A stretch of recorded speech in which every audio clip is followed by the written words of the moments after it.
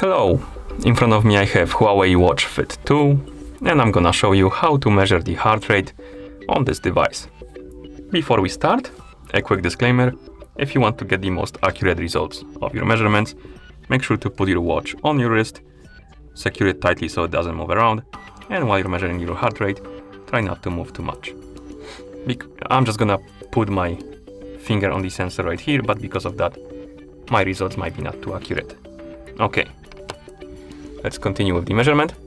So, first thing you will need to do is to wake up the screen on your watch. And you can do it by pressing the side button. After you wake up the screen, you can press the side button again to open the menu. And in this menu we have the heart rate icon right here, the heart rate widget. Tap on it, and your watch should start measuring the heart rate automatically because it's measuring the heart rate in real time rather. My bad. So let's wait. I put my finger on the sensor. And here we have it. This number will jump around because it's measuring the heart rate in real time, but once it stabilizes a little, that should be your current heart rate.